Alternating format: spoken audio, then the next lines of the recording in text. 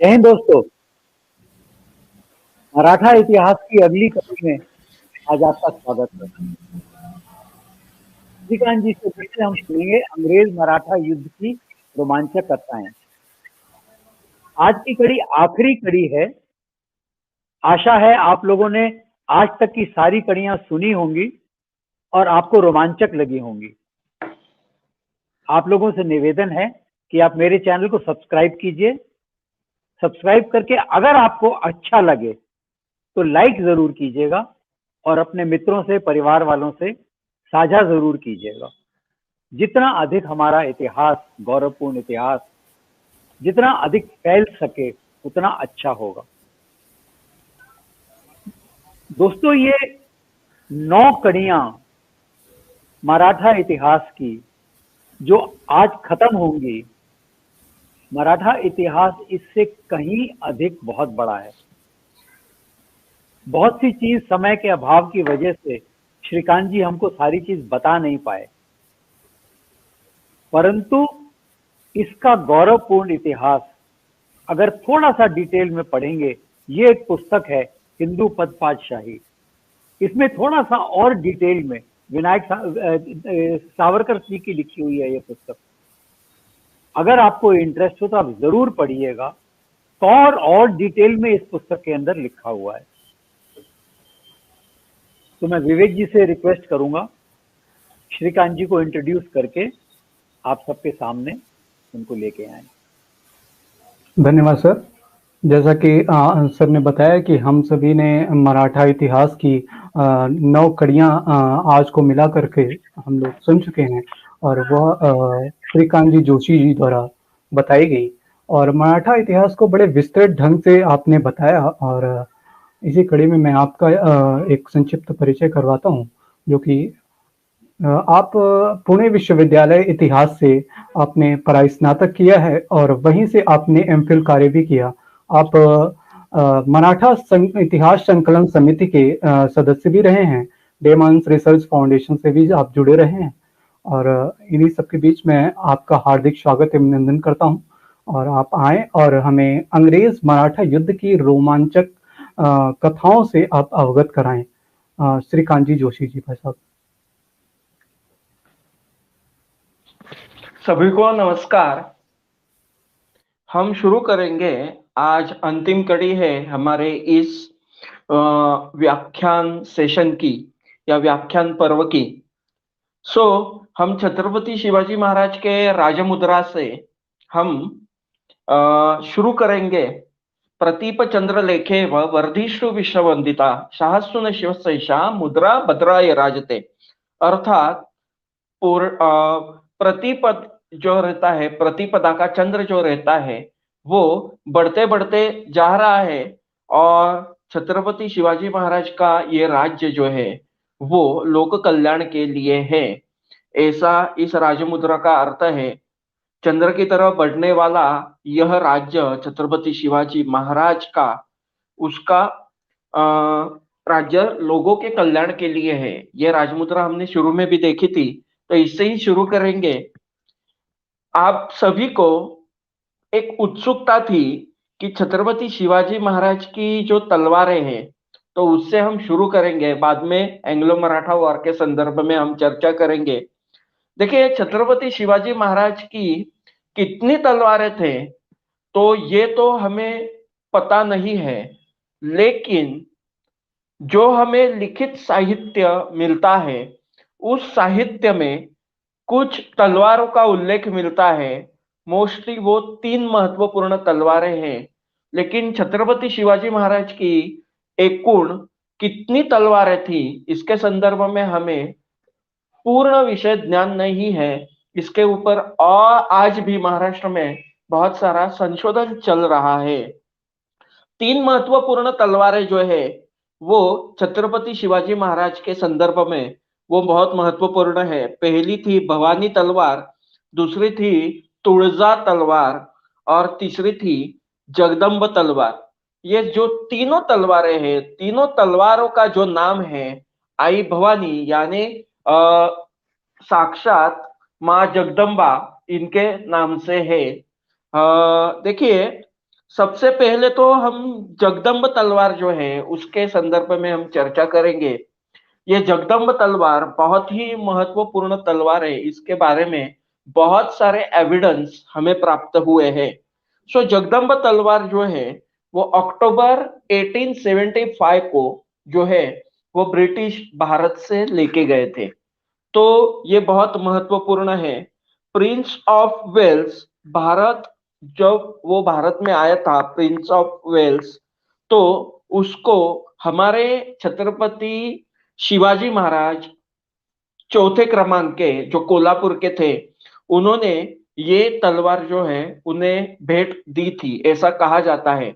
वास्तविक देखिए कि छत्रपति शिवाजी महाराज फोर्थ जो थे, उनके दरबार में एक गलत ऐसा उनका दीवान था।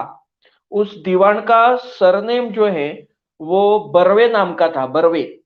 और इस दीवान ने गलत तरीके से जो है गलत एडवाइस देके छत्रपति शिवाजी महाराज जो फोर्थ थे उनको जो है उनको ये तलवार ब्रिटिश को गिफ्ट देने के लिए कही थी। बाद में बहुत सारा प्रॉब्लम भी आया था इस बर्वे के वजह से, और इसने अंग्रेजों के साथ मिलके छत्रपति शिवाजी महाराज जो फोर्थ है उनको वो उस पद से निकालने की भी कोशिश की थी। ये सब टंटा चल रहा था। ये सब लोकमान्य तिलक जो है उनके सामने आया, और लोकमान्य तिलक ने ये जो है बहुत बड़ा आंदोलन इन अंग्रेजों के खिलाफ महाराष्ट्र में चलाया। और उसके बाद जो है वो दुर्दैव से, महाराष्ट्र की दुर्दैव से लोकमान्य तिलक, आगरकर, ये दो ब्राह्मण युवक जो है वो छत्रपति शिवाजी महाराज फोर्थ के समर्थन में खड़े थे। तब महात्मा फुले भी उनके समर्थन में आए, और इन तीनों ने बहुत अच्छा जन जागृति की महाराष्ट्र में। महाराष्ट्र की दुर्दैव से छत्रपति शिवाजी महाराज फोर्थ जो थे उनकी डेथ हो गई अंग्रेजों की गलत नीति की वजह से। उनकी समाधि आज भी है कोल्हापुर में, तो याद रखिए। तो ये फोर्थ छत्रपति थे, उन्होंने ये गलत तरीके से, उनको तो नहीं देना था, उनको तो पता भी नहीं था, ये अल्पवयीन थे तब तब अंग्रेजों के प्रिंस ऑफ वेल्स को ये जो तलवार है वो दी गई, जगदम्ब तलवार। तो ये याद रखिए। और इस तलवार का वर्णन जो है वो हमें मिलता है, कहाँ पे मिलता है? So catalogue of the collection of the Indian arm and object of the art नाम का एक बुक है, उसमें वर्णन है। उस बुक में इस जगदम्ब तलवार का वर्णन है।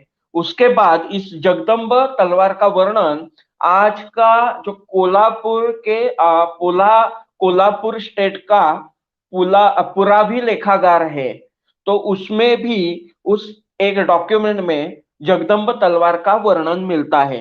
तो उसमें क्या लिखा हुआ है? जगदम्ब तलवार जो है उसकी लेंथ 121 सेंटीमीटर थी, यानी उसकी जो लेंथ थी वो 121 सेंटीमीटर थी, यानी 4 फीट इतनी उसकी लेंथ थी। उसके बाद उसका जो हैंडल था, तलवार को हैंडल था, उसमें बहुत सारे हीरे जो है वो बसाए गए हुए थे। उसके बाद उसके ऊपर सोने का डिजाइन किया गया था, और ये बहुत ही मूल्यवान ऐसी तलवार थी जो ब्रिटिशों ने धोखे से भारत से वो आज इंग्लैंड में लेके गए हैं। इंग्लैंड में वो आज है। तो ये बहुत इंपॉर्टेंट है। भारत, वो तलवार भारत में लाने की बहुत कोशिश महाराष्ट्र सरकार ने की। पहली वाली सरकार जो थी उन्होंने भी की, उसके बाद कांग्रेस गवर्नमेंट थी, उन्होंने भी की, महाराष्ट्र गवर्नमेंट थी शिवसेना भाजपा की, उन्होंने भी की, लेकिन वो ये तलवार जो है वो नहीं ला सके। ये बहुत ही दुर्दैवपूर्ण है। लेकिन ये जगदम्ब तलवार छत्रपति शिवाजी महाराज के विजय पताका की, विजय पताका जिसे कहते हैं, जो विजय का परचम जो लहराया, उसके उसे लहराने में इस तलवार ने महत्वपूर्ण भूमिका बजाई थी। दूसरी तलवार जो थी वो तुळजा नाम की तलवार थी। ये तुळजा नाम की तलवार जो थी वो आज कोकण में कुडाळ नाम का एक कुडाळ नाम का प्लेस है, उस कुडाळ नाम के जो सावंत थे वो सावंत उन्होंने ये तुळजा नाम की तलवार जो है छत्रपति शिवाजी महाराज को भेंट दी थी। आज ये तलवार जो है आपको सिंधुदुर्ग फोर्ट पे चले गए तो वहां पे छत्रपति शिवाजी महाराज का मंदिर है, उस मंदिर में ये तलवार जो है वो रखी गई है। आज भी वहां पे एक ग्लास का बॉक्स बनाया हुआ है और उस ग्लास के बॉक्स में ये तलवार रखी गई है। आप देख सकते हैं इसकी पूर्ण तरीके से जो देखभाल है वो कोल्हापुर के संभाजी महाराज, छत्रपति संभाजी महाराज आज के जो खासदार है बीजेपी के, संभाजी महाराज छत्रपति संभाजी महाराज भोसले जो कोल्हापुर से है, तो वो देखते हैं और ये बहुत ही इंपॉर्टेंट है। तो याद रखिए कि तुळजा तलवार जो है वो कुडाळ के सावंत जो थे उन्होंने जब सिंधुदुर्ग फोर्ट छत्रपति शिवाजी महाराज ने बनवाया, उसके बाद वो स्वराज्य की कैपिटल थी, आर्मारी कैपिटल थी या नेवल कैपिटल थी स्वराज्य की, तो उस वक्त ये तलवार जो है तुळजा तलवार जो है वो कुडाळ के सावंत जो है उन्होंने दी थी। उसके बाद एक और महत्वपूर्ण तलवार है जिसे भवानी तलवार कहा जाता है। तो पुर्तगालियों ने यह तलवार बनाई हुई थी, ये भवानी तलवार, और ये तलवार जो है वो अनेक धातुओं का मिश्रण करके बनाई हुई थी और पुर्तगालियों ने ये भेंट दी हुई थी छत्रपति शिवाजी महाराज को, ऐसे हमें एविडेंस मिलते हैं। तो ये बहुत इंपॉर्टेंट है। ये तलवार कहाँ पे है किसी को भी पता नहीं। ये पहली वाली जो तलवारें हैं वो एक तलवार तुळजा तलवार जो है वो आज भी महाराष्ट्र में है। महाराष्ट्र में कोकण जो प्रांत है, महाराष्ट्र का कोकण जो है वहां पे सिंधुदुर्ग नाम का फोर्ट है, वो समुद्र के बीच में फोर्ट है। उस फोर्ट में जो छत्रपति शिवाजी महाराज का मंदिर है, उस मंदिर में एक कांच का बॉक्स है, उसमें रखी गई है। उसकी देखभाल कोल्हापुर के छत्रपति संभाजी महाराज आज देख रहे हैं। तो ये बहुत इंपॉर्टेंट है, तो ये भी याद रखिए। ये भवानी जो तलवार है वो अभी गुम है।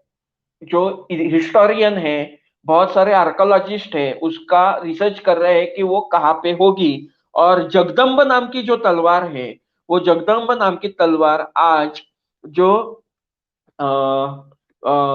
इंग्लैंड के म्यूजियम में है। तो ये भी बहुत इंपॉर्टेंट है। बहुत सारी लाने की कोशिश हुई, दलीलें हुई, उसके बाद कोर्ट में चले गए हम वहां के, लेकिन अभी तक वो हम लाने में सफल नहीं हुए हैं।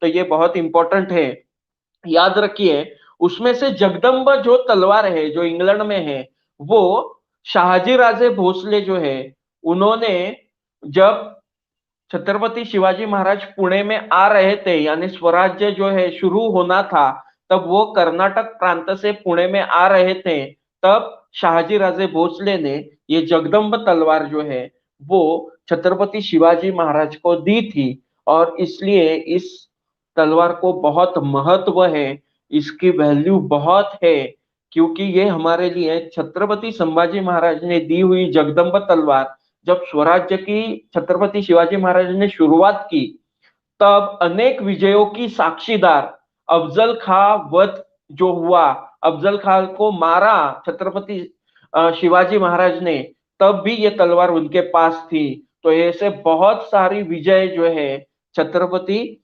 शिवाजी महाराज ने इस तलवार के साथ किए हैं। बहुत ही मौल्यवान तलवार है हमारे लिए, जो हिंदुओं के लिए, इसलिए ये तलवार का महत्व ज्यादा है। जगदम्ब तलवार हमें वापस लानी पड़ेगी कुछ भी करके इंग्लैंड से, और इसके लिए जो करना होगा करना चाहिए हमें। देखिए आज का हम जो विषय है उसके आज के विषय जो है उसकी हम शुरुआत करेंगे। आज का जो विषय है बहुत ही महत्वपूर्ण विषय है, अंग्रेज मराठा युद्ध। देखिए छत्रपति शिवाजी महाराज ने स्वराज्य की स्थापना की। स्वराज्य की स्थापना करने के बाद करते वक्त या करने के बाद जो मराठाओं के, हिंदुओं के कट्टर शत्रु थे, उन कट्टर शत्रुओं में से एक शत्रु जो थे वो ब्रिटिशर थे। जैसे औरंगजेब कट्टर शत्रु था, वैसे मराठाओं का कट्टर शत्रु जो है ब्रिटिश थे, पुर्तगाली थे। तो ये तीन शत्रु जो है बहुत ही कट्टर मराठाओं के शत्रु हैं। आदिल शाही जो ही थी, वहां पे बहुत सारे जो थे हिंदू कारभारी काम कर रहे थे। जैसे खुद शिवाजी जो है वजीर के लेवल के थे आदिल शाही और निजाम शाही में। तो वो दक्षिण की जो सुल्तान शाही अच्छी नहीं थी नहीं, क्योंकि वो इस्लाम कट्टर इस्लामी थी, लेकिन फिर थॉट जैसे दगड़ से अच्छी, ये पत्थर से अच्छी ईंट रहती है, उस तरह की थी। लेकिन जो कट्टर रहते हैं उसमें से ब्रिटिशर्स जो थे वो ज्यादा भयानक और मराठाओं के लिए एकदम भयंकर थे। शिवाजी महाराज ने शुरू में से ही कहा था कि ये टोपीकर, शिवाजी महाराज जो ब्रिटिशों को टोपीकर कहते थे, तो ये टोपीकर इंग्रज जो है वो हट्टी जात, हाते आलेले स्थळ मेरे नहीं, यानी मरेंगे लेकिन हाथ में आई हुई भूमि जो है वो छोड़ेंगे नहीं, इस प्रकार की उनकी मानसिकता थी। और छत्रपति शिवाजी महाराज ने ये बहुत अच्छी तरह से उन्हें पता था। बहुत बार शिवाजी महाराज ने अंग्रेजों से वॉर किया, उनको पराभूत भी किया था, फिर भी अंग्रेज जो है अपनी अंग्रेज जो है वो अपना ये सारा जो है छोड़ नहीं रहे थे, क्या अपनी जीत छोड़ नहीं रहे थे। वो अड़े रहे कि हम यहाँ पे अपना राज्य जो है प्रस्थापित करेंगे। तो यह तो बहुत इंपॉर्टेंट है। उसके बाद मराठाओं के साथ बहुत बार अंग्रेजों का वॉर हुआ, मराठाओं के साथ बहुत कॉन्फ्लिक्ट हुआ अंग्रेज के साथ। छत्रपति शिवाजी महाराज मराठा सत्ता जो है उन्होंने 1730 से बहुत बार प्रयत्न शुरू किए थे। 1730 शिवाजी महाराज के जाने के बाद भी बाजीराव प्रथम के वक्त मराठा मुंबई से दूर रहे। तो ये बहुत इंपॉर्टेंट है। देखिए, हमें सबको पता है कि अंग्रेज 18 सेंचुरी आते वक्त अंग्रेज जो है पूरे भारत में छाने लगे थे। तो पूरे भारत में अंग्रेजों के इंपॉर्टेंट प्लेसेस थे। 3 प्रोविंसेस उन्होंने उस वक्त बनाई हुई थी। पहली थी बॉम्बे प्रेसिडेंसी, हमें पता है बॉम्बे जो है वो एक था, दूसरा था मद्रास और तीसरा था वो कोलकाता। तो कोलकाता और मद्रास में अंग्रेजों ने जो है विजय प्राप्त की हुई थी। भूमि जो है उनके हाथ में लगी थी। 1757 वॉर में जो बैटल ऑफ प्लासी हुआ, 1764 में जो बैटल ऑफ बक्सार हुआ, उसमें उन्होंने खुद दिल्ली का बादशाह था मुगलों का, उसको हरा दिया था। अवध का नवाब था शुजा-उद-दौला, उसे हरा दिया था। मीर जाफर को, मीर कासिम को, उसके बाद सिराज उद्दौला को, ये सारे जो लोग थे उनको पराजित करके टैक्स कलेक्ट करने की परमिशन उन्होंने ले ली थी। लेकिन पश्चिम में या पश्चिम क्षेत्र में अंग्रेजों को कुछ ज्यादा सफलता हाथ में नहीं आई थी। वो सफलता हाथ में नहीं आने का महत्वपूर्ण कारण था मराठाओं की सत्ता। मराठाओं का विचार था कि अंग्रेजों को महाराष्ट्र की भूमि से, मराठाओं की भूमि से दूर रखना है, उन्हें भारत में अपने पैर जमाने नहीं देने हैं। यही विचार छत्रपति शिवाजी महाराज के आ रहा था। वो माधवराव पेशवे जब तक पेशवे थे तब तक हम फॉलो कर रहे थे। जब ये विचार हमने फॉलो करना बंद कर दिया, छत्रपति शिवाजी महाराज की दूरदृष्टिता हमने बंद जो है उसको नकार दिया, उस वक्त मराठाओं के पॉलिटिक्स में ब्रिटिशों का प्रवेश हुआ है। ये बहुत ही इंपॉर्टेंट है। देखिए, अभी हम देखेंगे, पिछली बार हमने देखा था कि पिछली बार हमने नाना साहब पेशवा जो है उनकी मृत्यु हुई। नाना साहब पेशवा जो है उनके मृत्यु के बाद माधवराव जो है वो माधवराव प्रथम वो पेशवा बने थे। उन्होंने खुद की ऐसी सरदार जो है एक सर्कल सरदारों का बनाया था और उस वजह से उनका कंट्रोल जो है मराठा मंडल पे था।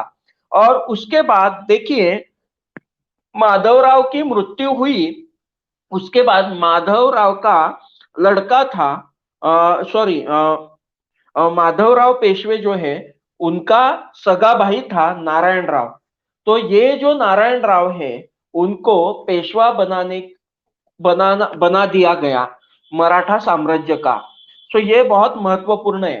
देखिए रघुनाथ राव जो है वो ना 1750 में बहुत बड़ा योद्धा था। मराठा साम्राज्य विस्तारित करने में इसका योगदान भी बहुत महत्वपूर्ण था। सिंधु जो क्षेत्र है जो अफगानिस्तान तक जाता है, तो उस क्षेत्र को मराठाओं के क्षेत्र में मिलाने के लिए इसने बहुत ही महत्वपूर्ण योगदान दिया हुआ था रघुनाथ राव ने। और वो वैसा भी ही था, युद्ध के लिए काबिल और एक अच्छा सेनापति था। उस वजह से उसका दबदबा या उसका वजन जो है वो बहुत अच्छा दरबार में था। तो उसका फायदा लेते हुए नारायण राव जो पेशवा है उसको उसने एक आदेश दिया। देखिए नारायण राव पेशवा जो है उसको कैद करने का आदेश जो है वो उसने दिया हुआ है। ये बहुत महत्वपूर्ण है। उस वक्त क्या हुआ था कि ये जो नारायण राव पेशवा जो है वो पेशवा था, और ये रघुनाथ राव जो है अपनी काली करतूतों की वजह से उसे नजरबंद किया हुआ था शनिवार वाड़ा में। और ऐसे वक्त उसने कुछ गार्दी थे या पठानी कह सकते हैं। तो ये जो गार्दी है उन गार्दियों को उसने अपने साथ मिला लिया और उसने एक आदेश दिया कि नारायण राव जो है उसको पकड़ लीजिए, यानी धरावे, मराठी में धरावे कहते हैं, और उसे नजर कैद कीजिए, फिर बाद में हम पेशवा बनेंगे। ये ऐसा होकर भी तो उसकी जो पत्नी थी किसकी, रघुनाथ राव की, जिसका नाम आनंदीबाई था, उसने क्या किया है, वो म जो था, ध जो था धरावे का, वो मारावे किया। मारावे यानी इसे मार दीजिए नारायण राव को।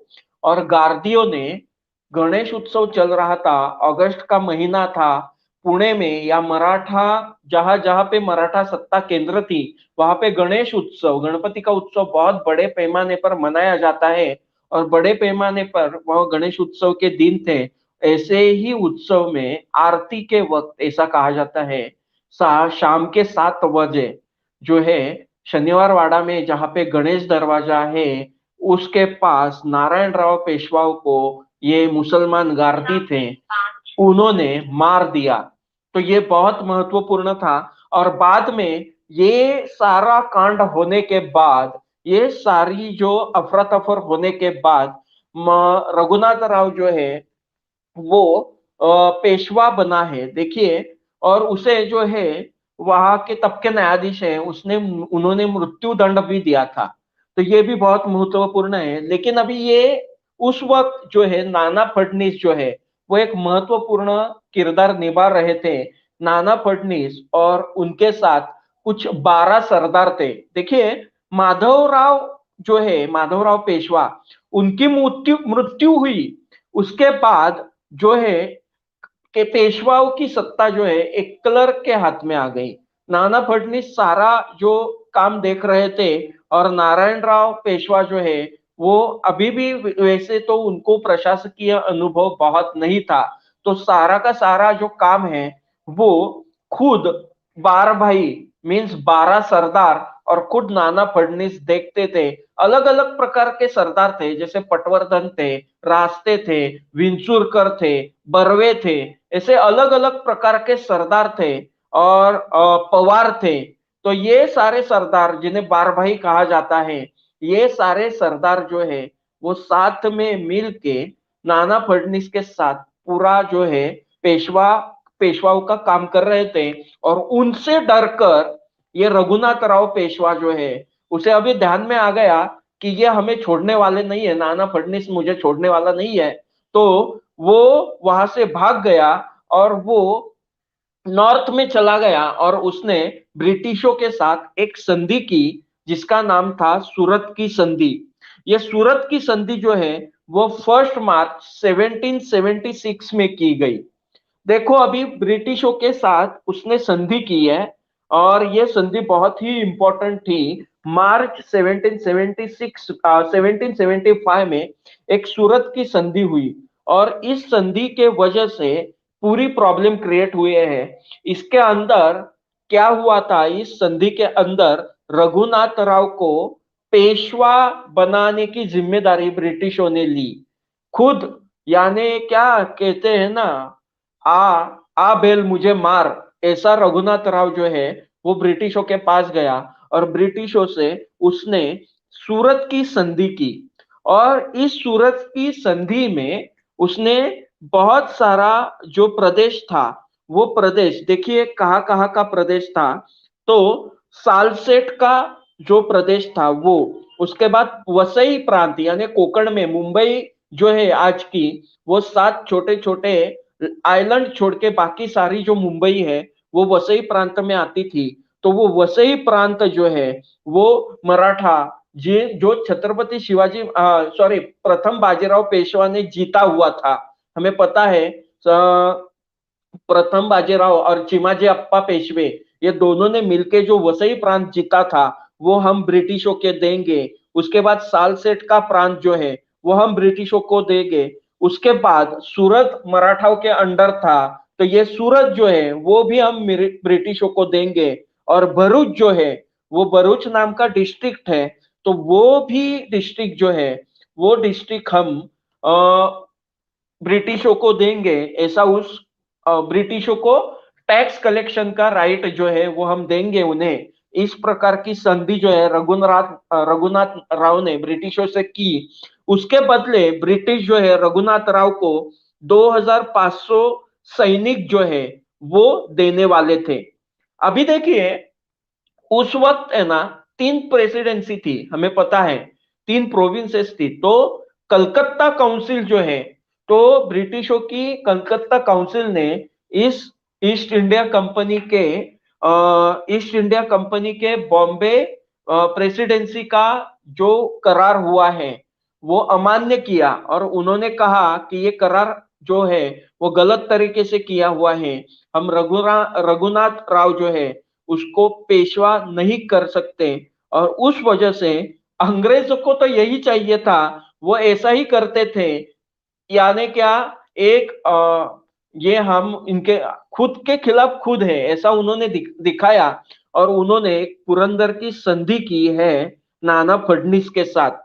ये जो संधि है वो भी मार्च 1776 में हुई। अभी सूरत की संधि जो है वो मार्च 1775 में हुई थी। ये सारा कांड है वो 1 साल पूरी तरह चल रहा था। मार्च 1776 में अभी क्या हुआ है, तो ब्रिटिशों ने अभी उसके साथ संधि की तो उसको भी कुछ देना होगा, तो उसे पेंशनर बनाया है ब्रिटिशों ने। रघुनाथ राव को पेंशनर बनाया।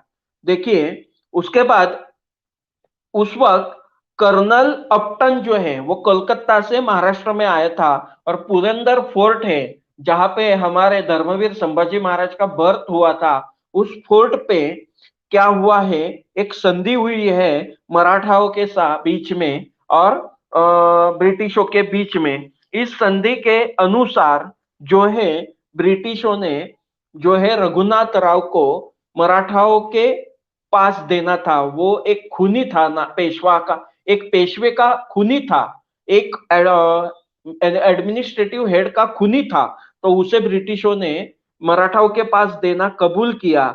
उसके बाद उसी संधि में ब्रिटिशों ने रघुनाथ राव को पेंशन मंजूर किया है। उसी संधि में देखिए ब्रिटिशों ने जो है वो पहले करार किया हुआ था, सूरत का करार जो था, उस करार में ब्रिटिशों ने ये सारे जो प्रांत हमें कहे थे सूरत भरूच, देखो सालसेट और वसई, देखिए ब्रिटिशों को मालूम था यदि पुणे के 12 भाई जो है उन्होंने इस करार को मान्यता नहीं दी तो रघुनाथ राव के साथ जो संधि की है उसको, उस संधि का कुछ भी जो है अर्थ नहीं है या उसका कुछ भी मीनिंग नहीं है। तो उस वजह से उन्होंने देखो कैसा किया, तो ऐसा दिखाया कि हम नाना साहेब फडणीस बार भाई के साथ है, हम आपके साथ संधि करना चाहते हैं, रघुनाथ राव हमारे लिए कुछ भी नहीं है, ऐसा दिखाने की कोशिश की। और देखिए, और उस संधि में उन्होंने अपने प्रांत जो है, जो सूरत के संधि में रघुनाथ राव देना चाहता था, वो भी छोड़े नहीं। उससे ब्रिटिशों का फायदा भी हुआ है देखिए। और नाना फडणीस ने उस संधि पे साइन किया है और उस संधि को मान्यता दी। सो महाराष्ट्र का जो पश्चिम किनारा है उसके ऊपर फ्रेंच जो है उनके साथ कौन सी भी नेवल गतिविधि जो है वो नेवल गतिविधि नहीं करनी है, ऐसा भी जो है वो कहा गया। तो ये भी बहुत ही इंपॉर्टेंट है। अभी देखिए, ये संधि होने की वजह से ब्रिटिश और मराठाओं में एक संधि हुई है। पेशवा तो उस वक्त पूरे मराठा मंडल के हेड ऐसा ही समझे जाते थे, और पेशवा की ओर से नाना फडणीस जो है वो काम देख रहा था। और नारायण राव जो है मरने के बाद रघुनाथ राव है उसे हटा दिया गया, और नारायण राव का एक लड़का था, छोटा लड़का था, उसका जन्म बहुत ही छोटा ही था, तो वो पुरंदर पे था। वो लड़के को पुरंदर पे रखा गया था बहुत ही सिक्योरिटी में, क्योंकि ये रघुनाथ राव जो है उसे मारना चाहता था उस छोटे लड़के को।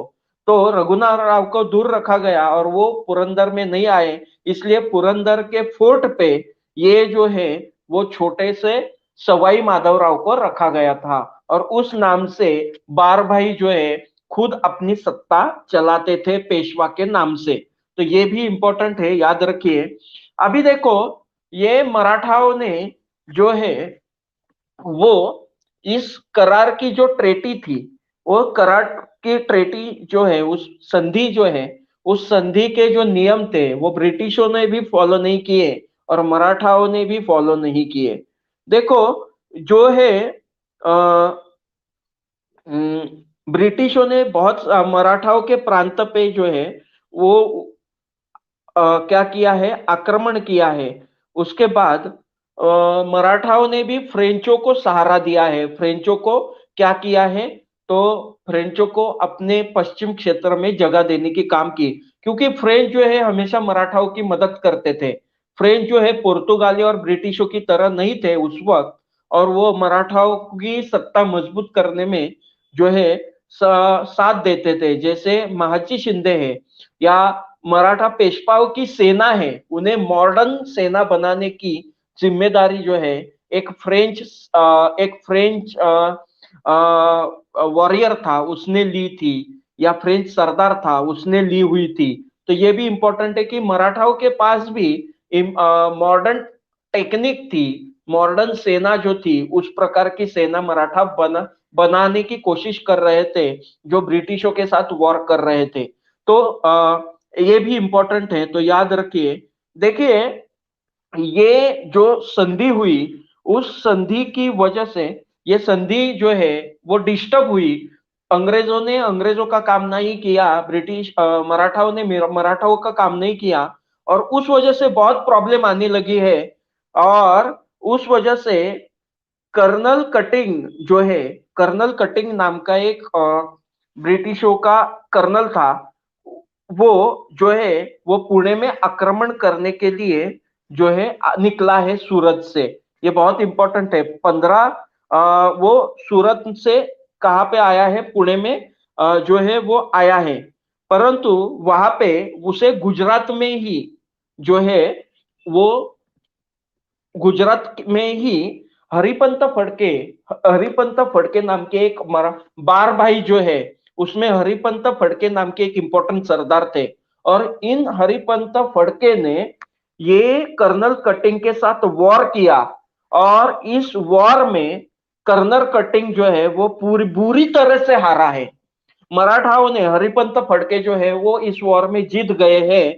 ये बहुत ही इंपॉर्टेंट है। इसे आड़स की लड़ाई कहा जाता है। आड़स नाम का क्षेत्र है गुजरात में, तो वहां पे ये वॉर हुआ था। वहां पे बहुत बड़े और खतरनाक तरीके से ब्रिटिशों की हार हुई है।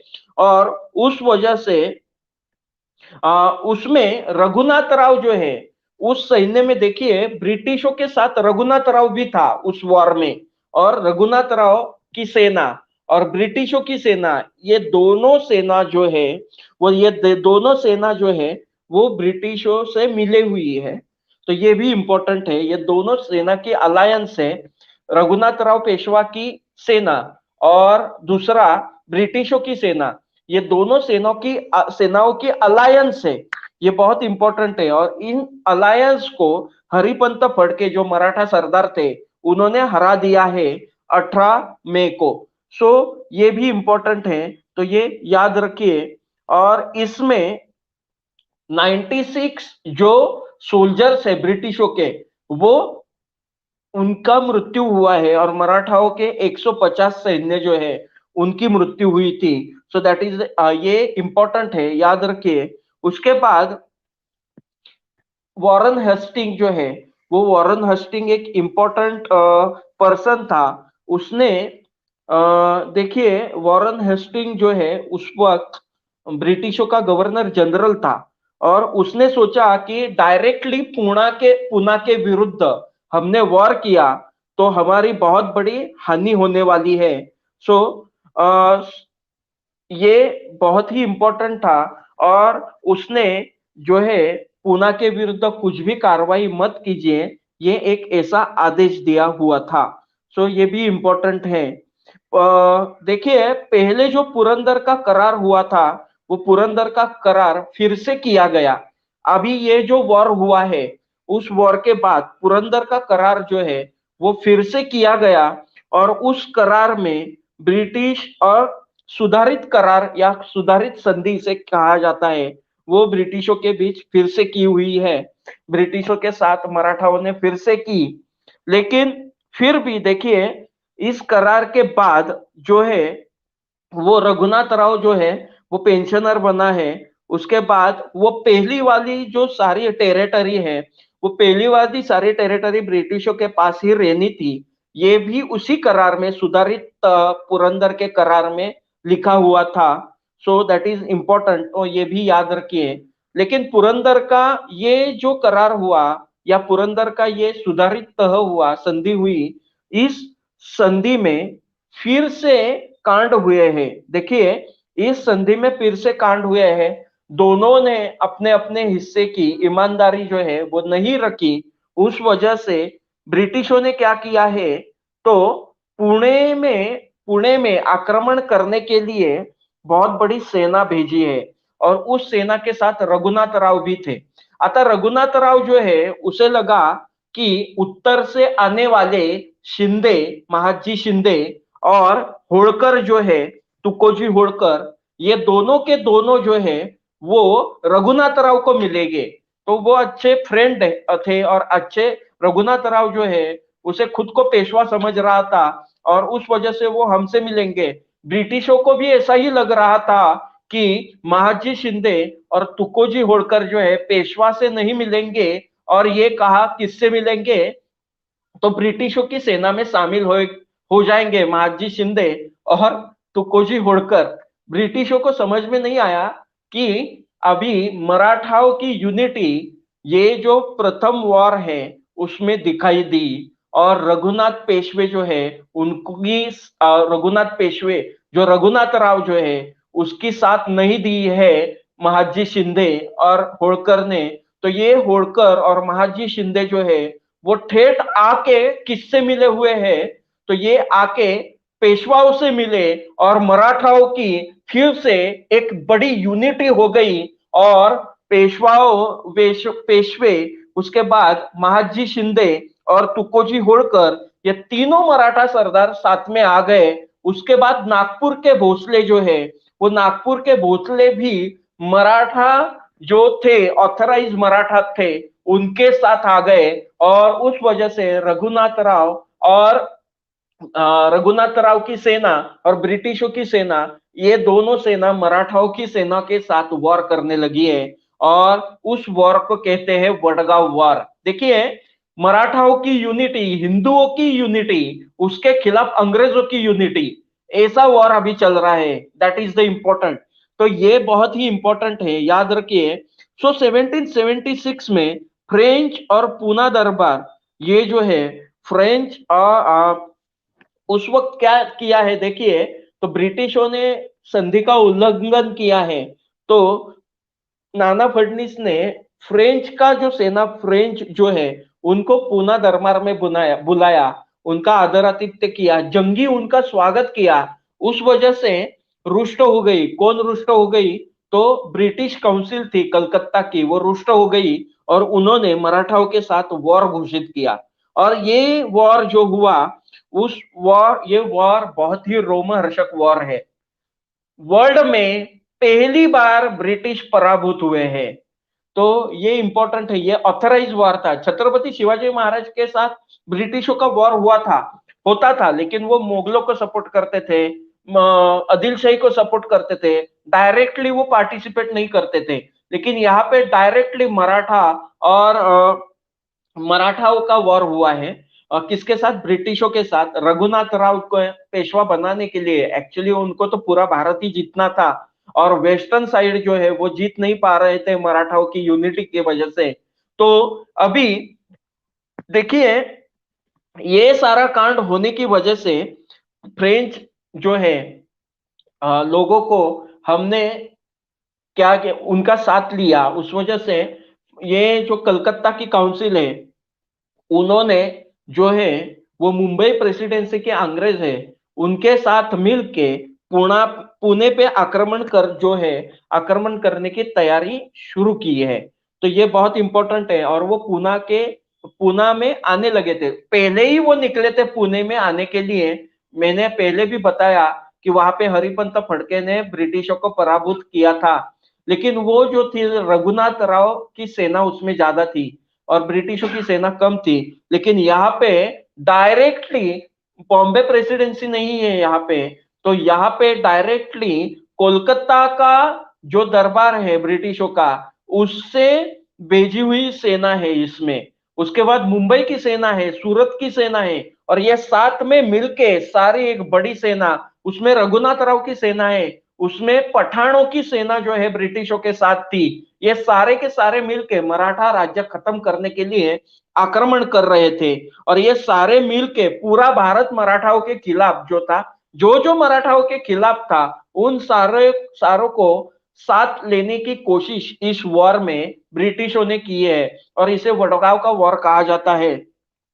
तो इस वक्त मराठा सारे जो है वो पेशवा जो थे, और उस वक्त पेशवा तो नहीं थे, सारे सरदार ही थे, और नाना फडणवीस उसमें हेड था।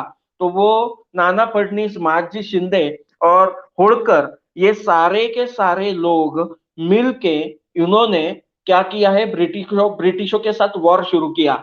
देखिए, अभी पुणे में एक टेरिटरी है, कहा कोकण से या मुंबई से हम जब ऊपर से नीचे आते हैं तो आप भोर के रास्ते से आ सकते हैं।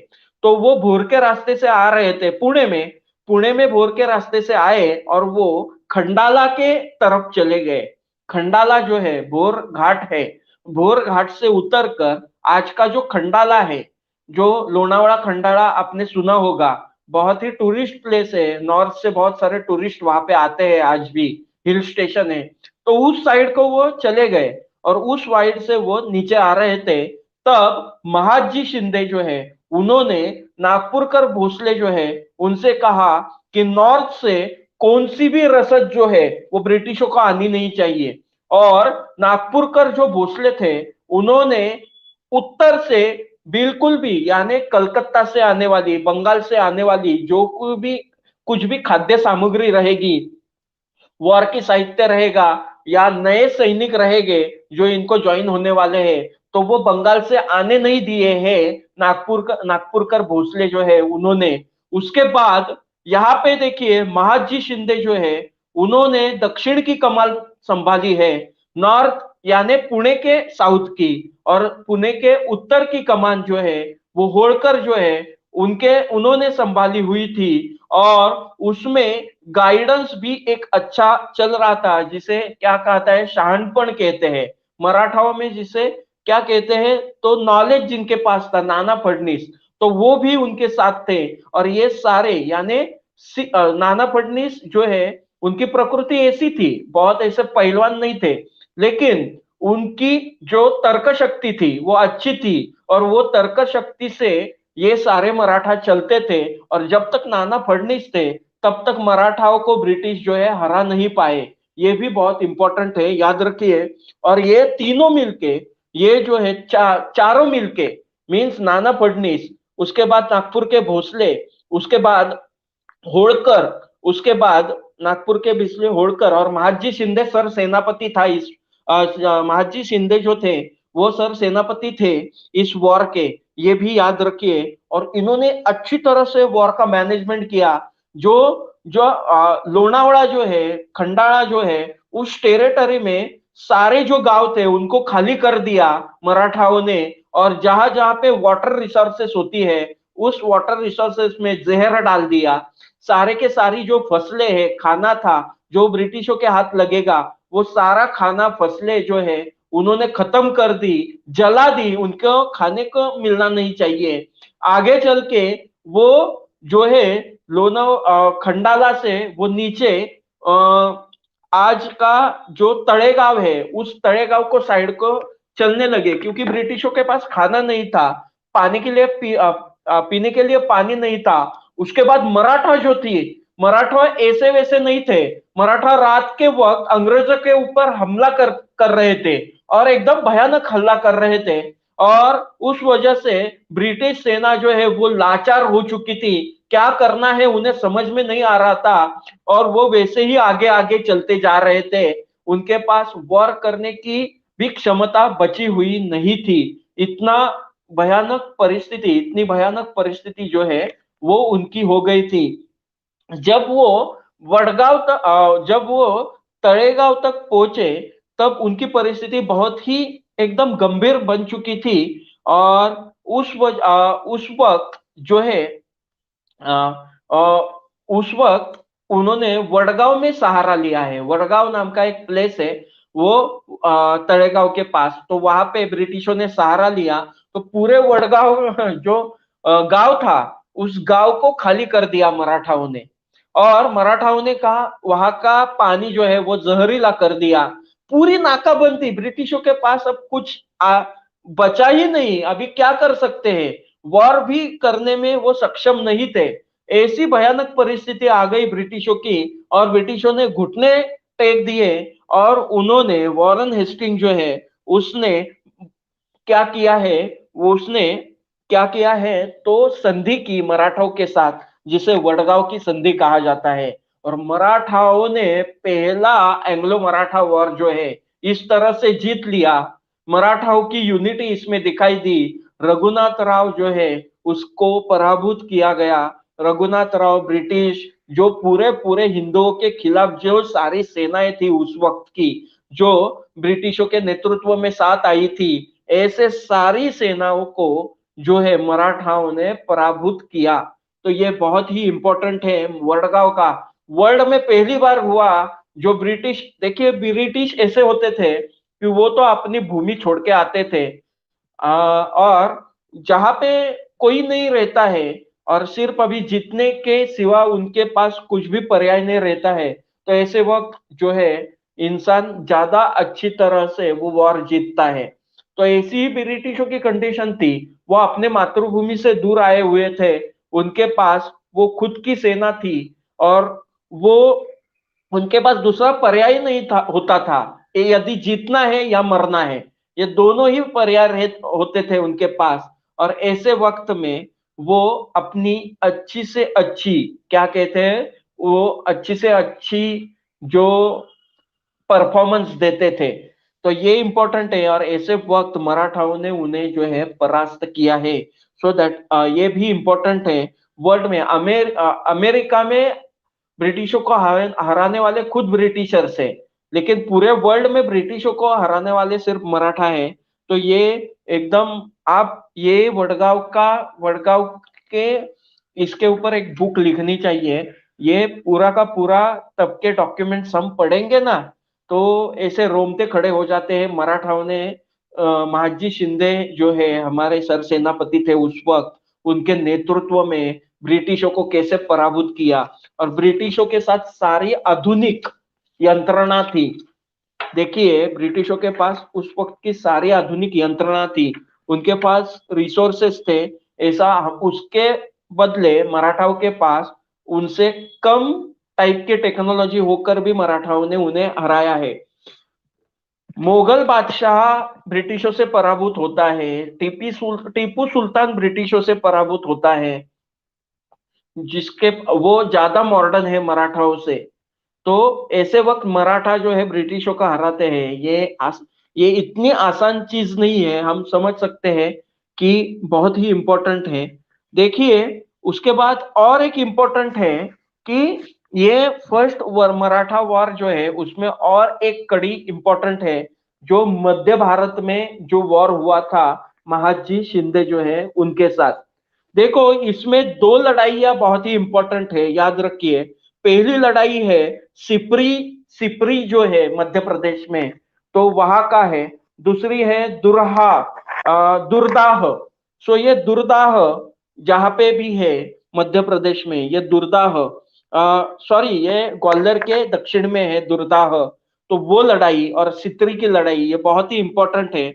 देखिए, महादजी शिंदे जो है उनके नेतृत्व में वडगांव की संधि हुई। अभी ब्रिटिशों को समझ में आया कि मराठाओं की यूनिटी हमें तोड़नी है, इनकी यूनिटी हम तोड़ेंगे तो मराठाओं को हम हरा सकेंगे। यदि मराठाओं की यूनिटी जो है वो नहीं तोड़ेंगे, मराठाओं की यूनिटी जो है वो हम नहीं तोड़ेंगे, तो हम कभी भी पश्चिम में अपना राज्य बढ़ा नहीं पाएंगे। और इस हिसाब से उन्होंने काम शुरू किया था। अभी देखो, मराठों महादजी शिंदे जो है उनको परास्त करने के लिए जो है कैमक नाम का, मेजर कैमक नाम का एक ब्रिटिश अधिकारी जो है वो उनसे लड़ाई करने आया था, और वो मालवा में उनके साथ जो है वो उसने लड़ाई का प्रारंभ किया। जो उस मालवा वॉर में ऐसा लग रहा था कि महादजी शिंदे जो है वो क्या होने वाले हैं, विजयी होने वाले हैं। सो ऐसा लग रहा था उस वक्त जो है, उस वक्त जो है महादजी शिंदे जो है सिपरी नाम का शहर है, उस सिपरी नाम के सिटी के पास महादजी शिंदे जो है पराभूत हुए हैं।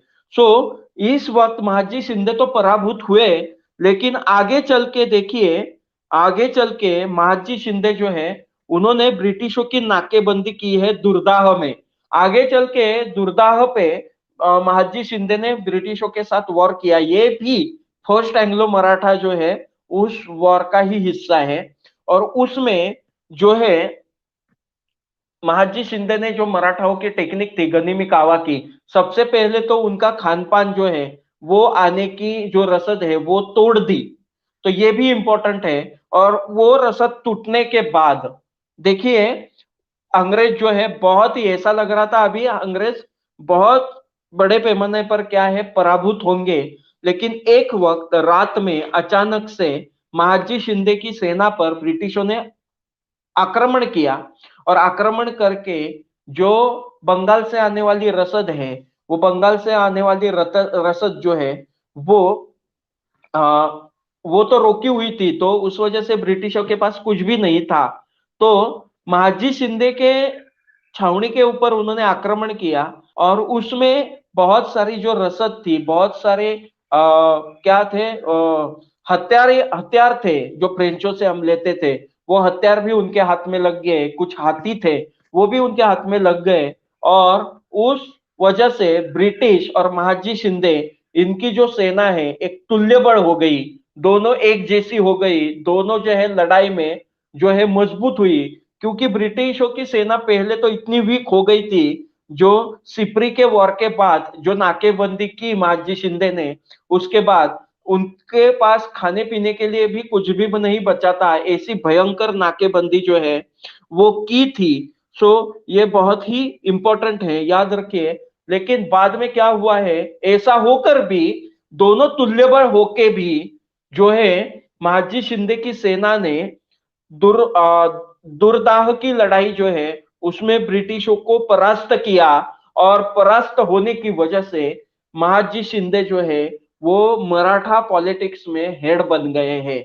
तो उस वजह से ये भी इंपॉर्टेंट है, महादजी शिंदे मराठा पॉलिटिक्स में हेड बन गए और पुणे से पॉलिटिकल कैपिटल अभी मराठाओं का इंदौर और ग्वालियर में चला गया। ये भी याद रखिए। ये देखो कैसे स्थानांतरण है, सातार से जो कैपिटल है वो पूना आ गया छत्रपति के बाद पेशवाओं के पास। अभी वही जो पूरा पॉलिटिकल जो पावर सारी जो है वो अभी महादजी शिंदे के पास आ गई, वो स्ट्रांग हो गए। तो ये भी इंपॉर्टेंट है। यानी नाना फडणीस थे पेशवा, यानी तब नाना फडणीस जो है पेशवाओं के क्लर्क थे, उससे अभी वो महादजी शिंदे के पास सारी पॉलिटिकल ताकत चली गई। और 1781 में महादजी शिंदे एक बड़े मराठा सरदार के स्वरूप में सामने आए। महादजी शिंदे एक इंपॉर्टेंट ऐसे वॉरियर थे जिन्होंने अंग्रेजों को परास्त किया। तो दैट इज इंपॉर्टेंट। उसके बाद एक संधि हुई है जिसका नाम है साल भाई की संधि, और इस साल भाई की संधि पर 1782 में स्वाक्षरी हुई है।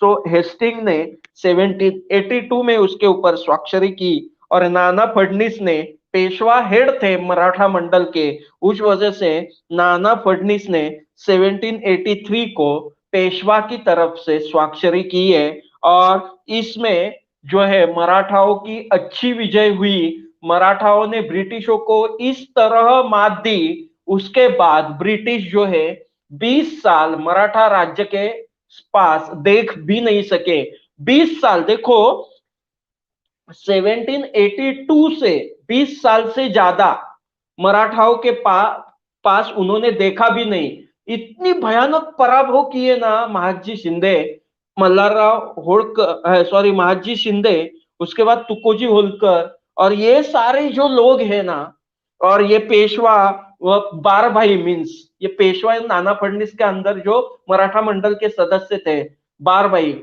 नाना फडणीस खुद तलवार नहीं चला सकते थे, लेकिन उसके साथ बार भाई थे, जैसे पवार, उसके बाद अलग अलग थे, पवार, पटवर्धन, विंचुरकर, ऐसे बहुत रास्ते, ये सारे जो मराठा सरदार नाना फडणीस के में यानी पेशवाओं के सरदार थे, वो महादजी शिंदे और होळकर ये सारे मिलके मराठाओं की इतनी, और नागपुर के भोसले भी मैं भूल गया, ये भी याद रखिए, ये सारे मराठा सरदारों ने ब्रिटिशों को इतना भयंकर मात दी कि वो 20 साल तक वो उन्होंने स्वराज्य की ओर देखा भी नहीं।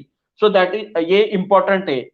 लेकिन एक प्रॉब्लम मराठाओं में थी, हिंदुओं का हर वक्त ऐसा ही होता है, क्या होता है, तो यूनिटी जो है वो भूल जाते हैं। अच्छा वक्त आ जाता है तो यूनिटी करना भूल जाते हैं। अभी 20 साल तक मराठाओं ने अच्छी तरह से अपना एडमिनिस्ट्रेशन, मराठा ऐसे विलासी नहीं होते थे, महादजी शिंदे रहेंगे, होलकर रहेंगे, या दक्षिण में सारे मराठा सरदार, पेशवाओं के सरदार भी जो है वो ऐसे क्या बहुत अच्छे क्या ऐसे रंगीले नहीं होते थे, रंगीले टाइप के नहीं होते थे। और उस वजह से जो है अच्छा एडमिनिस्ट्रेशन जो है वो लोगों ने भी एंजॉय किया और मराठाओं ने भी एंजॉय किया, क्योंकि अंग्रेजों को परास्त करने वाला कोई भी नहीं था। लेकिन उस वक्त मराठा सुप्रीम पावर बन चुकी थी इस देश की।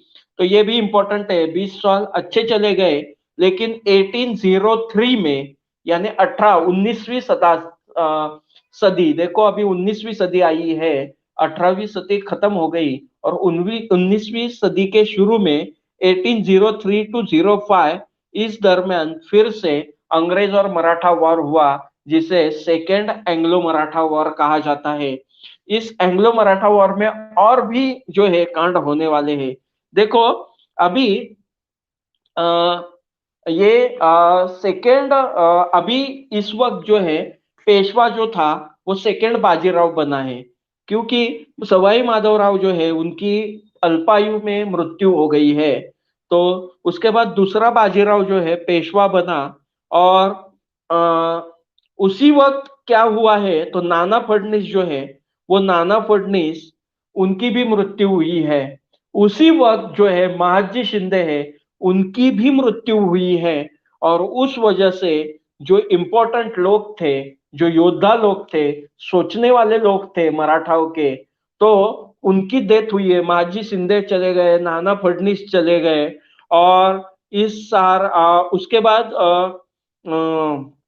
होळकर फैमिली से भी ऐसा ही जो है उनका निधन हुआ है, तो ये याद रखिए।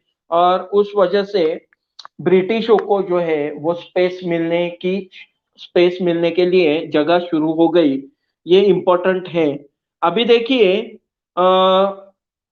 इस वक्त क्या हुआ है कि ये जो है दूसरा बाजीराव पेशवा बना, इसमें सबसे इंपॉर्टेंट चीज क्या थी, तो इंदौर यानी होळकर स्टेट यानी इंदौर और ग्वालियर, इन दोनों के बीच में आपसी झगड़ा था। और इस झगड़ा जो था, ये झगड़ा बहुत ही खतरनाक था। और इसमें एक वॉर हुआ था, यशवंतराव होळकर, जो तुकोजी होळकर, यशवंतराव होळकर जो है वो इंदौर स्टेट के उस वक्त हेड थे। उसके बाद सेकेंड वन, उस वक्त जो है वो शिंदे जो थे, तो ये शिंदे और होळकर हमेशा आपस में लड़ते थे, आपस में वॉर करते थे। एक ऐसी लड़ाई हुई, उस लड़ाई में क्या हुआ है याद रखिए। उस लड़ाई में पेशवे जो है उन्होंने शिंदे जो है, राणोजी शिंदे, उनको पेशवे जो है उनको साथ दी है, शिंदे जो है उनको साथ दी है। और उसके बाद होळकर जो है, तो होळकर जो है उनके खिलाफ पेशवा और शिंदे साथ में आके उनके खिलाफ लड़े, और उसमें जो है तुकोजी होळकर जो है उनकी मृत्यु हो गई। और तुकोजी होळकर की मृत्यु होने की वजह से यशवंतराव होळकर जो है वो गुस्सा हो गया, और उसने ठेठ पुणे पे हमला किया है। वो पुणे में आ गया, और फर्स्ट बाजीराव पेशवे जो है वो शनिवार वाड़ा जो है उसने कैप्चर किया है। किसने कैप्चर किया है, तो यशवंतराव होळकर ने। तुकोजी होळकर की मृत्यु हुई है वॉर में, यानी हिंदू आपस में झगड़ते हैं, अच्छे दिन आए तो झगड़ने लगते हैं, और इसी संधि का फायदा जो है लिया। अभी यशवंतराव जो है होळकर जब पुणे में आया, तो ये सेकंड बाजीराव जो है वो सेकंड बाजीराव के ऊपर उसने हमला किया, क्योंकि उसने जो ग्वालियर के शिंदे थे, सिंधिया अभी कहते हैं, तो ग्वालियर के सिंधिया थे, उनको साथ दिया। उस वजह से प्रॉब्लम आ गई है। और इसी वक्त क्या है, तो पुणे में आने के बाद देखिए यशवंतराव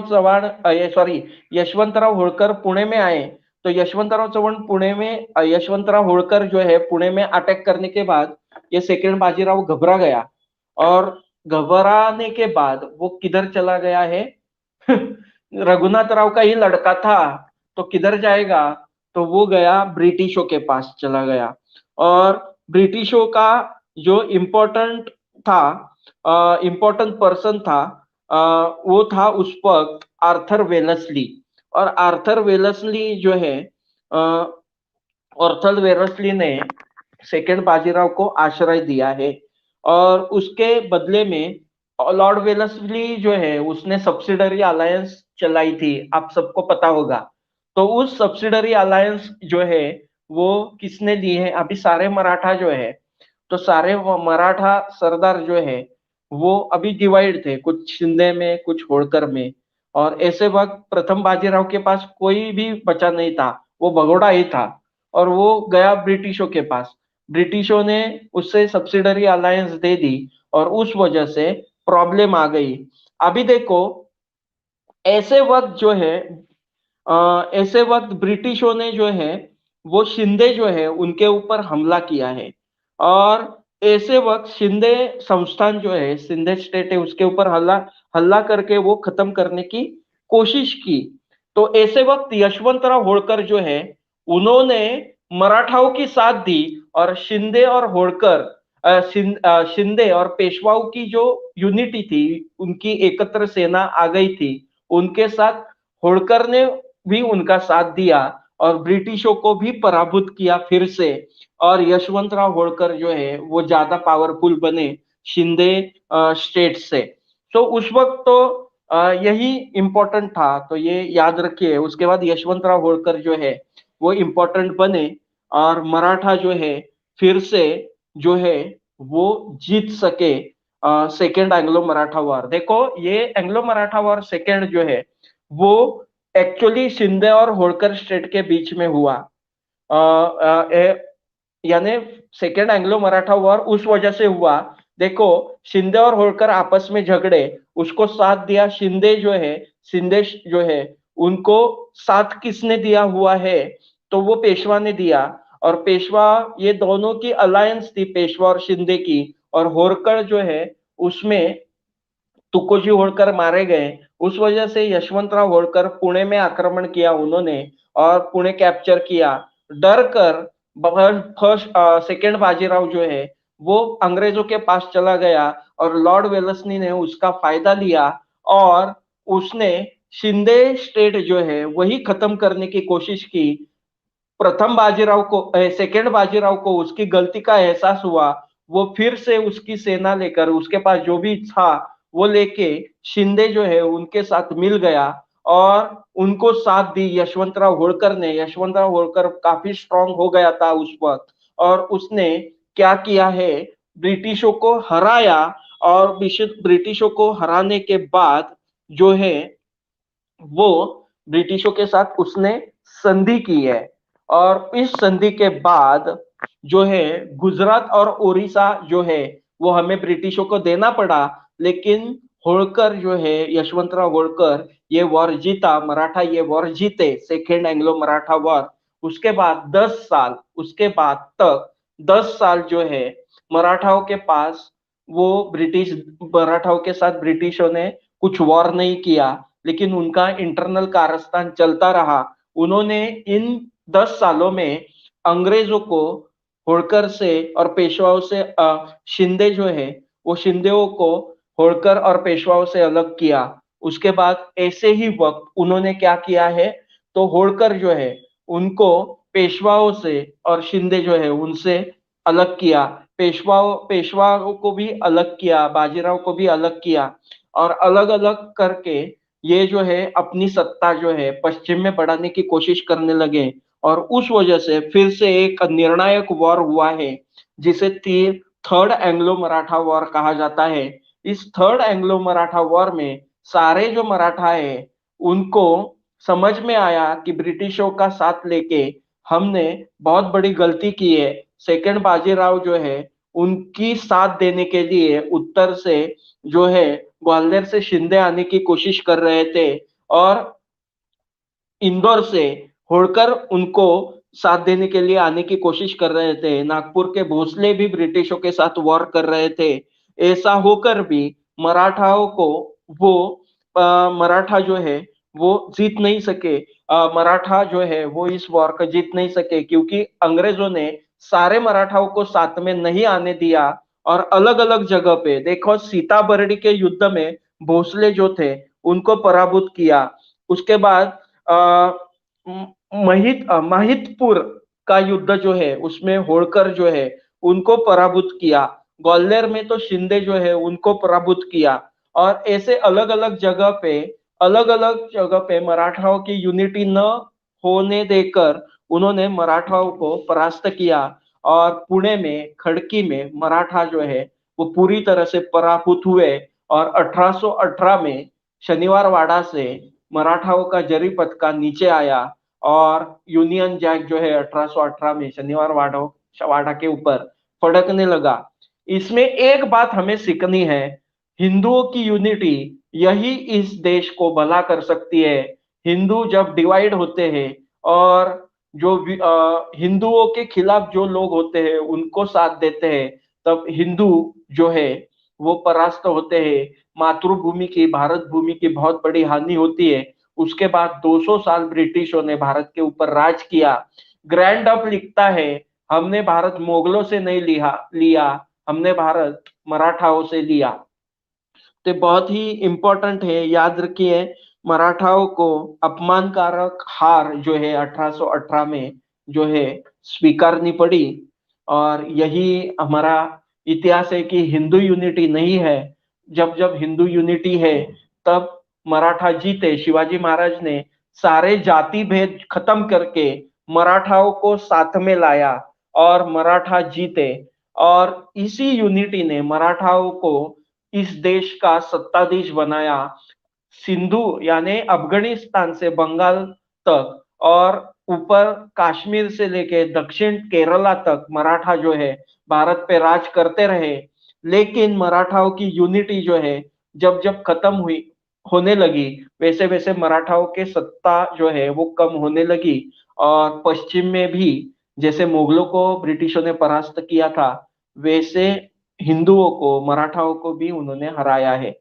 तो हमें हमें यही शिक्षा मिलती है, हिंदू जाति भेद खत्म करके साथ में आएंगे तभी इस देश का भला होगा, इस विश्व का भला होगा।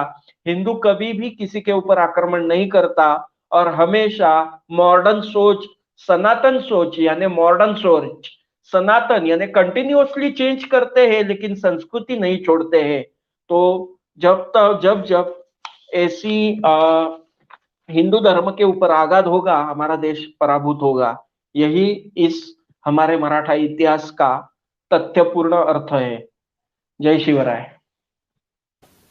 बहुत बहुत धन्यवाद भाई साहब, आपने बहुत ही विस्तार से अंग्रेज मराठा युद्ध की रोचक कथाओं के विषय में हमें अवगत कराया। और जैसा कि आपने बताया अपने अंतिम वक्तव्य में कि संघे शक्ति कलयुगे, और इस कलयुग में संगठन ही शक्ति है और बिना संगठन के कुछ भी नहीं।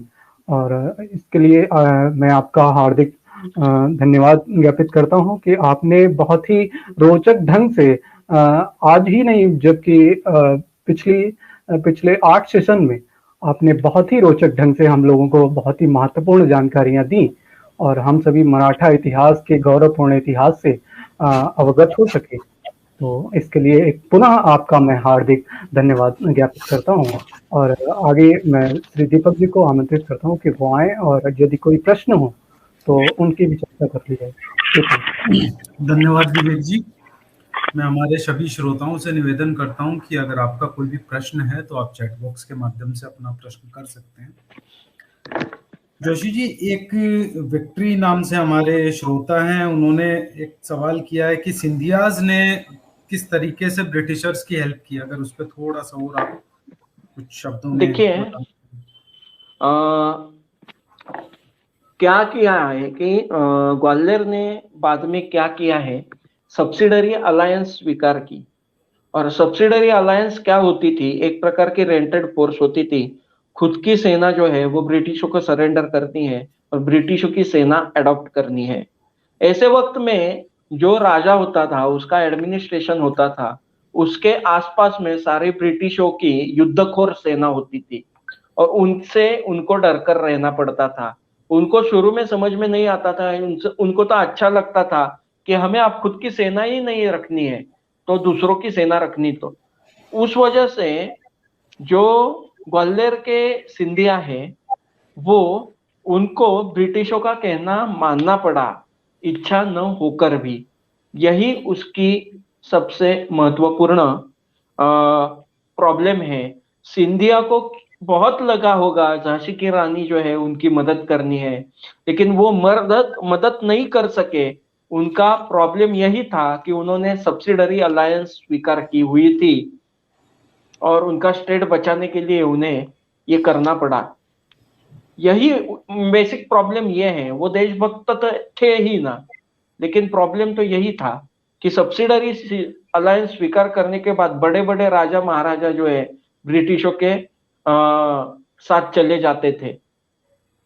जी सर, दूसरे शब्दों में अगर कहें तो ये ऐसे नहीं हुआ क्या कि हम बाहरी आक्रांताओं से ज्यादा अपनी आपसी फूट और जाति व्यवस्था के कारण और अपनी आपसी फूट और महत्वाकांक्षा के कारण हल्के पड़े या हम हारे?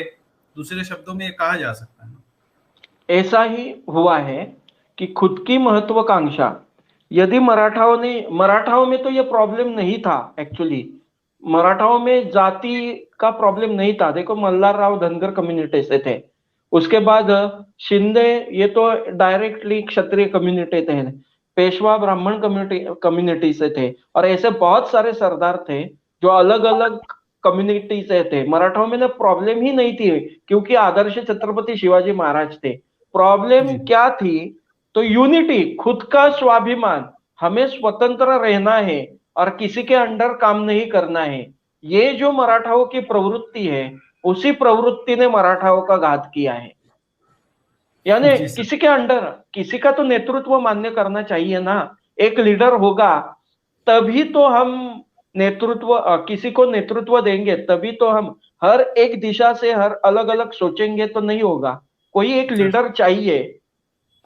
शायद इसी समस्या से आज भी हम जूझ रहे हैं सर। हाँ। मैं निवेदन करूंगा श्री डालमिया जी से। सर आप अपने कोई प्रश्न हो तो आप हाँ, मेरे कुछ प्रश्न हैं जी सर। श्रीकांत जी, ये तुकोजी होलकर ये वही है क्या जो अहिल्याबाई होलकर के समय में थे?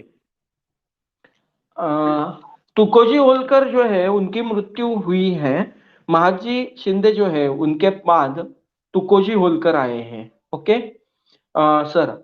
उसके बाद बाद में और एक तुकोजी रहेंगे, तुकोजी द्वितीय भी थे।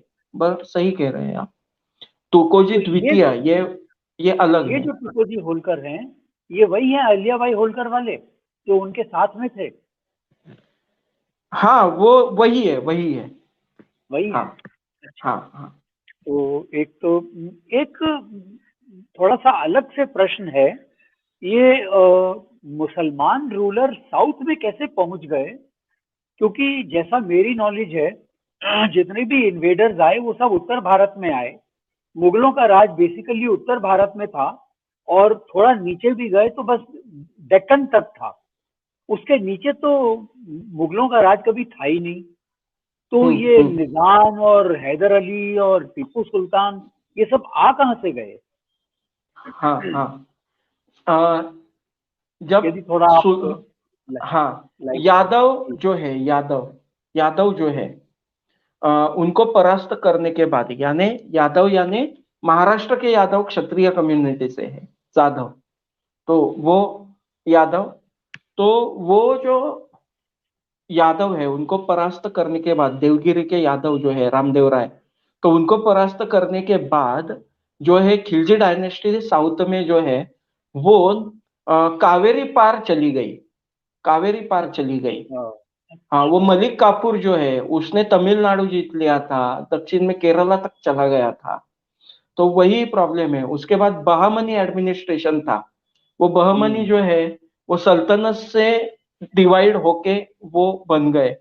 सल्तनत एरा था ना, तो उस वक्त ये लास्ट वाली कौन सी डायनेस्टी, लोधी डायनेस्टी, तो लोधी डायनेस्टी से अलग होके वो बहमनी एम्पायर बनाया था उन्होंने। तो वो बहमनी एम्पायर बाद में क्या हुआ है, उसके भी 5 टुकड़े हुए, इमाद शाही, बिदर शाही, अलग अलग आदिल शाही, निजाम शाही, ऐसे अलग अलग 5 टुकड़े हुए और वो दक्षिण में विस्तारते गए। उन्होंने क्या किया है, हाँ, तो वहां पे इस्लाम भी फैलाया है, तो तो वैसा ये ऐसा भी है। निजाम और हैदर अली और ये सब वहीं से आए हैं?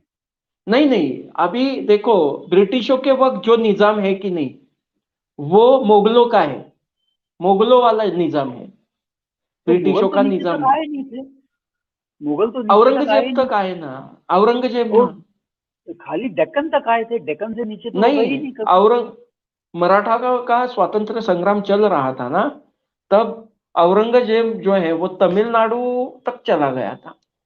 अच्छा। और टीपू, हाँ, अभी टीपू सुल्तान जो है, तो टीपू सुल्तान जो है, तो वडियार डायनेस्टी का एडमिनिस्ट्रेशन था वहां पे, तुलवा डायनेस्टी का। तो ये तुलवा डायनेस्टी के एडमिनिस्ट्रेशन में वो हैदर अली जो है हिंदू शासक थे, तो ये हैदर अली उसमें एडमिनिस्ट्रेटिव हेड था या वजीर था आसान भाषा में। तो उसने क्या किया है, तो तुलवा डायनेस्टी का राजा है उसको मार दिया और वो खुद सुल्तान बन बैठा, हाँ, और तो ये उसका लड़का वजीर भी टीपू तो सुल्तान। ये वजीर आया कहाँ से? हैदर अली वजीर आया कहाँ से? ये भी वही ना, मुगलों के समय में आया क्या? हाँ, मुगलों के समय में मुसलमान दक्षिण में जा चुके थे। और अच्छा। और एक है, और एक है भारत में सबसे पहली मस्जिद जो है वो केरला में बनी है।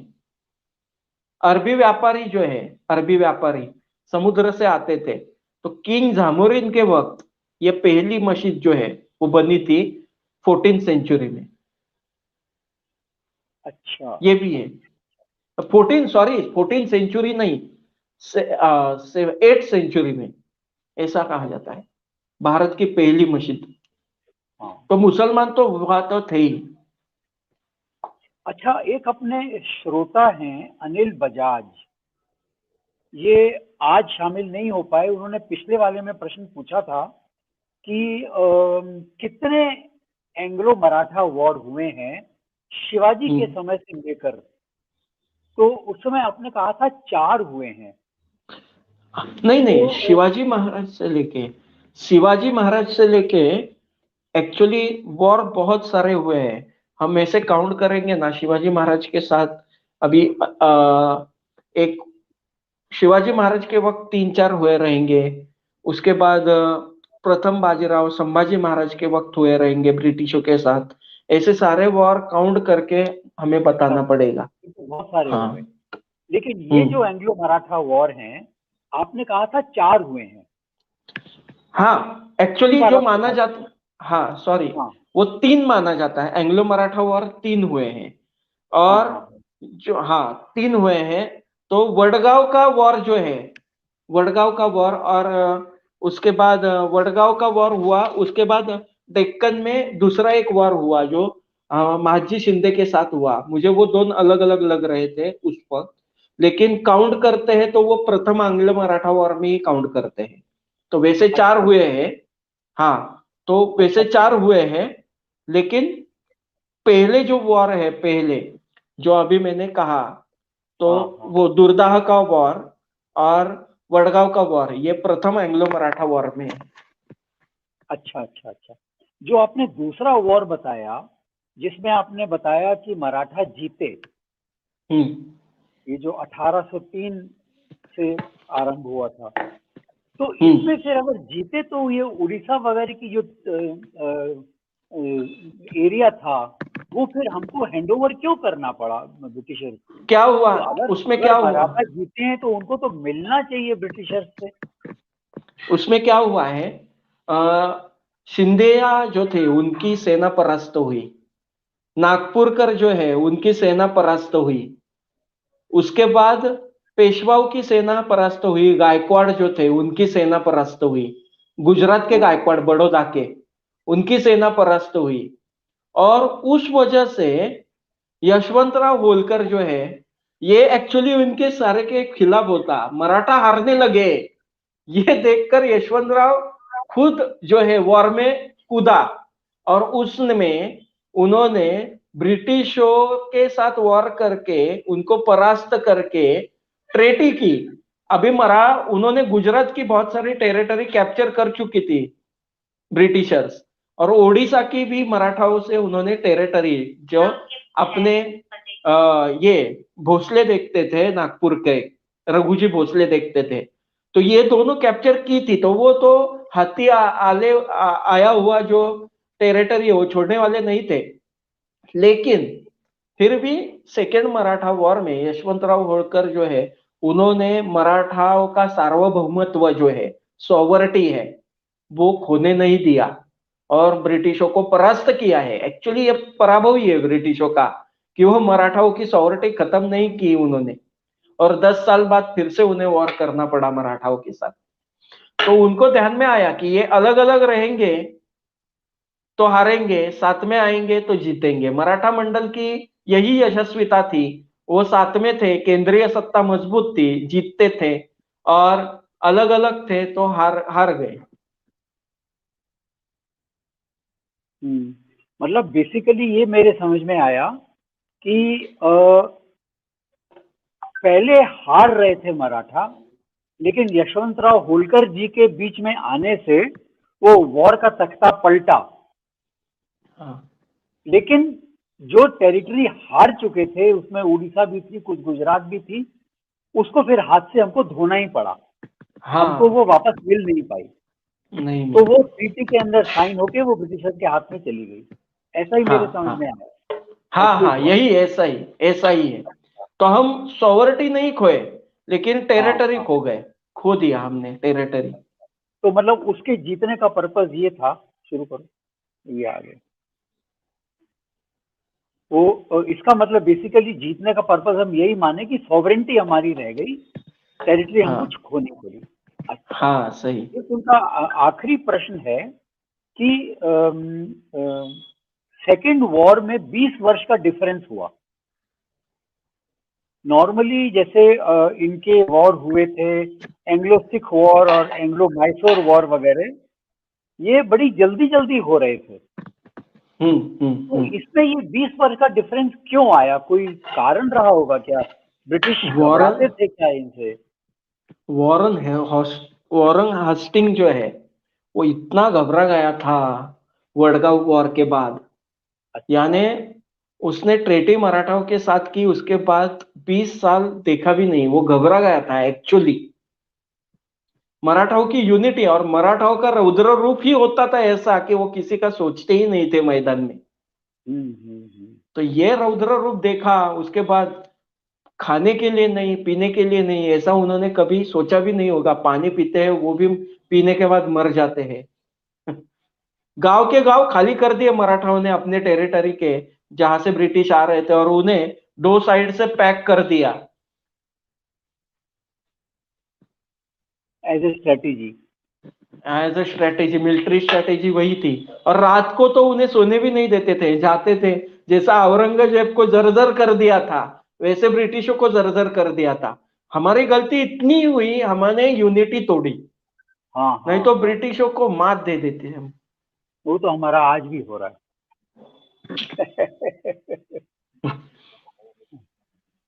अच्छा, तो ठीक है, मेरे पास अब और कोई प्रश्न नहीं है। मैं एक्चुअल श्रीकांत जी जोशी का। हाँ हाँ सर, जी। एक्चुअली जी। क्या है, इसमें टोटल 24 ट्रेटीज है अलग अलग एंग्लो मराठा वॉर में। और इतना समय नहीं है हर एक ट्रेटी, उसके वजह से मुझे थोड़ा सा समेटना और हाँ, सब कुछ। ठीक है, वो तो हाँ बात समझ में आती है, समय का तो एक लिमिटेशन हमेशा ही होता है। लेकिन श्रीकांत जी, मैं आपको बहुत बहुत धन्यवाद दूंगा। आपने हमारे साथ इतना समय दिया और 9 सेशन आपने हमारे साथ किए पूरे मराठा इतिहास को बताने के लिए। और मैं समझता हूँ श्रोतागण भी बहुत अ, आनंदित रहे होंगे, खुश रहे होंगे, उनको बहुत अच्छा लगा होगा। तो मेरा आपको धन्यवाद श्रोतागणों की तरफ से भी है कि उन्होंने बहुत एंजॉय किया। क्योंकि मैं देखता हूँ जैसे जैसे मैं सेशंस की डिटेल बाद में देखता हूँ, 700 800 900 श्रोताओं ने लाइव नहीं भी देखा तो रिकॉर्डेड सेशन उन्होंने देखा है। इसका मतलब बहुत इंटरेस्टिंग उनको लगा होगा, तभी उन्होंने आपके सेशन को देखा है। दोस्तों, मैं आपको इतना ही कहना चाहता हूं कि हिंदू की यूनिटी नहीं रहने से मराठा बाद में हारने लग गए और अंत में तृतीय वॉर के बाद वहां पे यूनियन जैक लहरा गया। आज की स्थिति हमारी क्या है? यही स्थिति आज भी हमारी है। और हम लोग जिस तरह से मराठा बाद में स्वार्थ में जीने लग गए, मैं आगे बढ़ूं, वही स्वार्थ आज भी है हमारे मन में और उसी स्वार्थ में हम लोग जी रहे हैं। इस मराठा इतिहास से अगर हम लोग सीख लें, समझ लें और अपने स्वार्थ को छोड़ दें, सबसे पहले हमारे लिए राष्ट्र, राष्ट्र सर्वोपरि है। राष्ट्रहित अगर रहेगा तो हम रहेंगे, राष्ट्रहित अगर नहीं रहेगा तो हम नहीं रहेंगे। और ये जो आज हमारे देश में माहौल हो रहा है, और आप समझते हैं मैं किस तरफ इशारा कर रहा हूं, ये जो हमारा माहौल है, ये हमारे ऊपर हावी हो जाएगा अगर हमारी यूनिटी नहीं रही। आज नहीं है, हमको यूनाइटेड होना है और ये हमारे लिए बहुत ही आवश्यक हो गया है। तो दोस्तों, अगले सेशन से हम लोग फिर अपने क्रांतिकारियों की कहानियां शुरू करेंगे। और अगर विवेक जी रेडी हो अनाउंस करने के लिए अगली कहानी किसकी होगी, तो मैं उनको रिक्वेस्ट करता हूँ वो नाम बता दें। विवेक जी, आप बताएंगे अभी नाम? बिल्कुल बिल्कुल सर। लाला हरदयाल, क्रांतिकारी लाला हरदयाल पर डॉक्टर रक्षा गीता जी आपको जो है उनके विषय में कहानी सुनाएंगी। लाला हरदयाल। एक कहानी लेके जाएंगे हम जी एक कहानी होगी उस दिन। जी जी, एक ही कहानी हो गई। तो दोस्तों लाला हरदयाल जी की कहानी हम सुनेंगे, और अपने जो वक्ता का नाम इन्होंने बताया उनके मुख से। और लाला हरदयाल वर्ल्ड वॉर 1 के समय के हैं, और उन्होंने, जो मैंने उनकी पुस्तक पढ़ी हुई है, अमेरिका में रह के उन्होंने बहुत ज्यादा क्रांतिकारी काम किया था। भारत की आजादी के लिए उन्होंने काम किया था। इनफैक्ट ऐसी स्थिति आ गई थी कि ब्रिटिशर्स उनको वहां पे अरेस्ट करना चाहते थे, लेकिन अमेरिका के सपोर्ट की वजह से वो अरेस्ट नहीं कर पा रहे थे उनको। तो इसकी डिटेल कहानी अगर आप अगले हफ्ते सुनेंगे। दोस्तों मिलते हैं अगले रविवार 20 फरवरी शाम 4:30 बजे लाला हरदयाल जी की कहानी सुनने के लिए। आज का सेशन अगर आपको अच्छा लगा हो, प्लीज लाइक कीजिएगा और अपने मित्रों और परिवारों से साझा कीजिएगा। अपने सोशल मीडिया पे भी इसको जरूर पोस्ट कीजिएगा, जिससे अधिक से अधिक लोग इसको सुन सकें, देख सकें और भारत के मराठा इतिहास के लिए गौरवान्वित फील कर सकें। अगले रविवार तक जय हिंद दोस्तों।